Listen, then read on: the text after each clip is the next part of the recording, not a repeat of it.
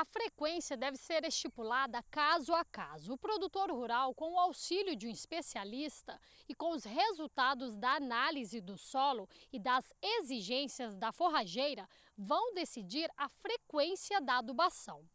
Normalmente, a adubação de implantação é mais cara que a de manutenção.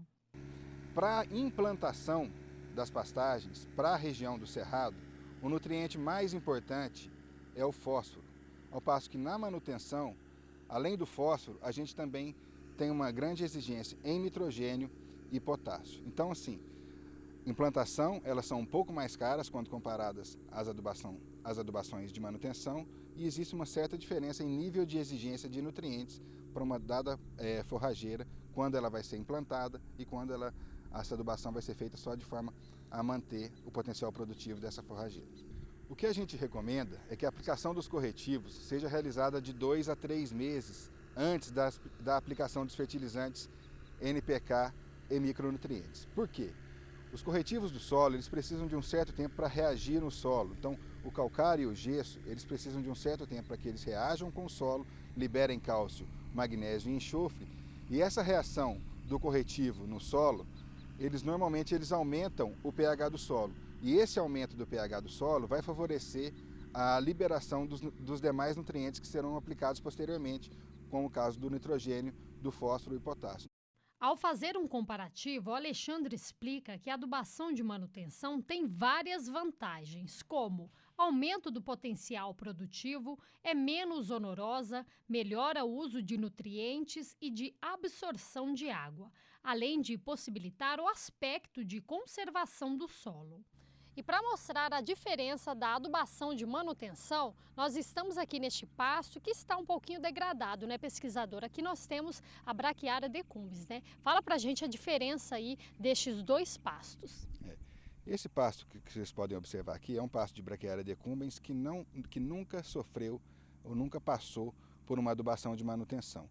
Nós estamos numa área experimental e a gente faz isso de forma proposital para avaliar o ganho de peso animal numa área que não recebeu adubação de manutenção. Ao passo que, se nós olharmos para o pasto seguinte aqui, um pasto também de Braquiária decumbens, também numa área experimental, mas só que desta feita, este pasto recebe adubação de manutenção. E vocês podem observar que a diferença de massa produzida de forragem, quando comparado com o pasto sem adubação de manutenção, é muito grande. E isto certamente influencia em taxa de lotação, produção de forragem e, no final das contas, em ganhos para o produtor rural. Para o produtor que vai fazer adubação pela primeira vez, alguns pontos são fundamentais. O produtor deve tomar cuidado também com o planejamento de manejo de pastagem. Por quê? As adubações, sejam elas de implantação e manutenção, certamente, se o solo tiver umas condições boas e os nutrientes estiverem em equilíbrio no solo, eles vão aumentar o potencial produtivo da forrageira. Aumentando o potencial produtivo da forrageira, o produtor vai precisar ter mais gado para que essa área seja pastejada uniformemente. Então, é importante que o produtor case a adubação com o manejo de pastagens. E isso a gente recomenda em começar numa pequena parte da propriedade, para que ele possa se acostumar com o aumento da produção de forragens e o manejo que ele vai dar para essa área com maior aumento. Então, que ele comece gradativamente, que ele não comece na propriedade de forma inteira, né? Se ele começando com partes da propriedade, ele consegue ajustar adubação e manejo de pastagens e ainda tende a diminuir o custo, porque ela pode diluir essa adubação ao longo dos anos.